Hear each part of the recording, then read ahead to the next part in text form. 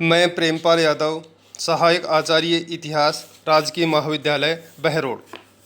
आज हम इस वीडियो के अंतर्गत बंगाल में ब्रिटिश कहानी को आगे बढ़ाते हैं। बंगाल में अंग्रेज़ एक व्यापारिक के तौर पे यहाँ पर आते हैं। हुगली में अपनी प्रथम व्यापारिक कोठी की स्थापना करते हैं और फिर उसके बाद में अपना व्यापार है वो आगे बढ़ाने लग जाते हैं। इसी दौरान उन्होंने सुतानाती, कालीघाट, गोविंदपुर की जो जागीर है वो अजीम उस शान से उन्होंने ले ली थी और फिर वहाँ पर उन्होंने कलकत्ता को बसाया और वहाँ पर अपने व्यापारिक गोदाम हैं वो स्थापित कर लिए थे। बंगाल का जो नवाब था अलीवर्दी खां, वह अंग्रेज़ों के बढ़ते बंगाल में दबाव को समझता था। वह इन्हें मधुमक्खियों की संज्ञा देता था। वह कहता था यदि इन्हें न छेड़ा जाए तो ये शहद देंगी और यदि इन्हें छेड़ा जाए तो ये काट काट कर मार डालेंगे। उसकी भविष्यवाणी सत्य सिद्ध हुई।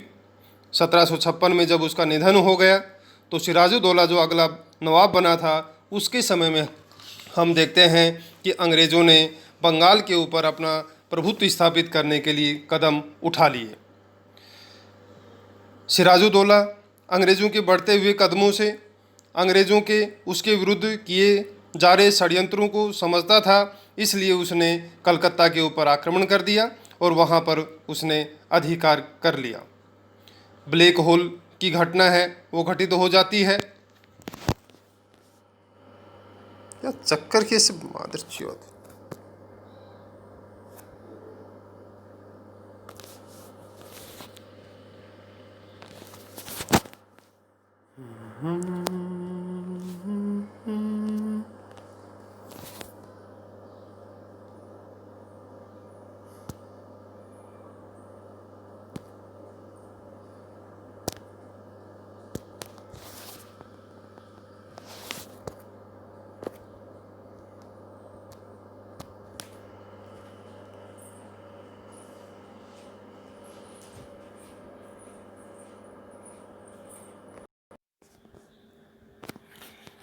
ब्लैक होल की घटना घटित हो जाती है और अंग्रेज़ों ने उस बहाना बना करके सिराजुद्दौला के विरुद्ध षड्यंत्र रचना प्रारंभ कर दिया।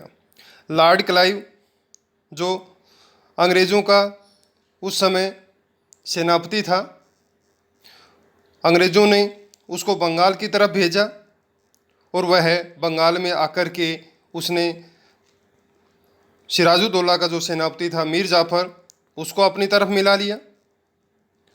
बंगाल का जो सेठ था जगत, उसको अपनी तरफ मिला लिया। राय दुर्लभ को अपनी तरफ मिला लिया और अमीन चंद इनका बिचौलिया बनता है।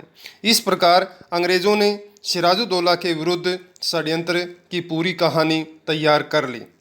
अब अंग्रेज़ों ने सिराजुद्दौला से युद्ध करने का निश्चय कर लिया और प्लासी के मैदान में फिर दोनों के मध्य में युद्ध लड़ा जाता है।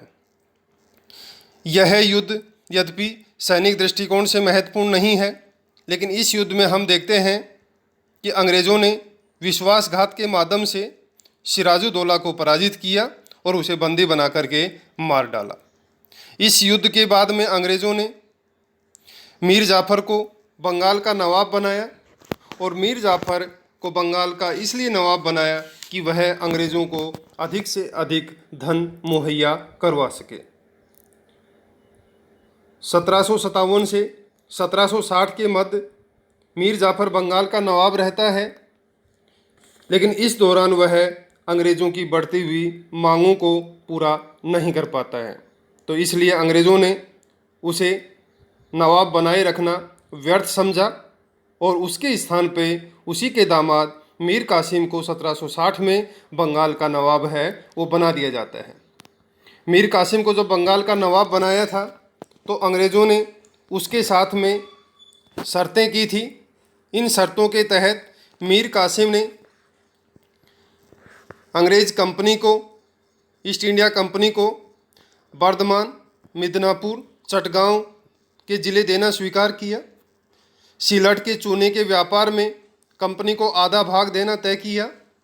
कंपनी के दक्षिण के अभियानों में 5 लाख रुपए देना तय किया और कंपनी के मित्र व शत्रुओं को अपना मित्र व शत्रु वह मानने लगा।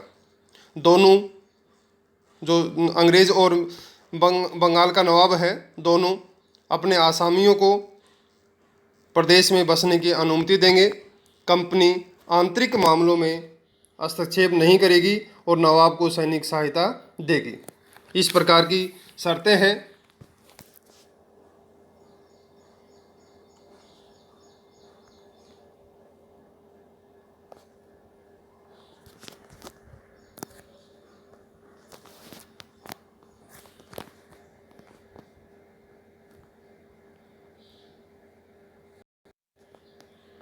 मीर कासिम एक योग्य व्यक्ति था। वह बंगाल में अंग्रेज़ों के बढ़ते हुए प्रभाव को सहन नहीं कर पा रहा था। अंग्रेज़ों के षड्यंत्र वह देख चुका था, तो इसलिए वह मुर्शिदाबाद, जो उस समय बंगाल की राजधानी थी, उसको मुर्शिदाबाद से हटा कर के वह मुंगेर ले गया, ताकि वहाँ के मुर्शिदाबाद के षड्यंत्रपूर्ण वातावरण से वह मुक्ति प्राप्त कर सके। इसी प्रकार मीर कासिम ने अपनी सेना का यूरोपीय ढंग पर तैयार करना प्रारंभ कर दिया। मुंगेर में उसने तोपों को बनाने का, बंदूकों बनाने का कारखाना है वो स्थापित करना प्रारंभ कर दिया। उसने उदंड जमींदारों का भी दमन किया। इसी प्रकार मीर कासिम ने अपने राज्य की आर्थिक स्थिति को सुधारने के लिए भी कदम उठाए और उसमें उसे सफलता भी मिल जाती है। अब यहाँ पर टकराव प्रारंभ हो जाता है मीर कासिम और अंग्रेज़ों के मध्य में। मीर कासिम एक योग्य व्यक्ति था, जबकि अंग्रेज़ों को एक योग्य व्यक्ति की ज़रूरत नहीं थी। अंग्रेज़ों को तो वास्तव में एक समझदार और भीरू शासक की ज़रूरत थी, जो मीर कासिम नहीं था। इसलिए यहाँ पर टकराव प्रारंभ हो जाता है। दोनों के मध्य में जो टकराव होता है, उसके यदि हम कारणों का विश्लेषण करें तो कुछ तात्कालिक कारण हैं और कुछ वास्तविक कारण हैं।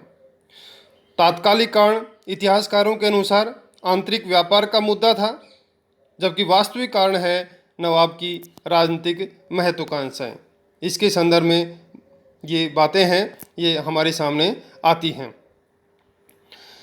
मीर कासिम अपनी सरकार की नींव मजबूत करना चाहता था और इसके लिए उसे स्वाधीनता की ओर भी जाना पड़ा था। यद्यपि वह अंग्रेज़ों के विरुद्ध राजनीतिक स्वाधीनता के लिए नहीं लड़ रहा था, वह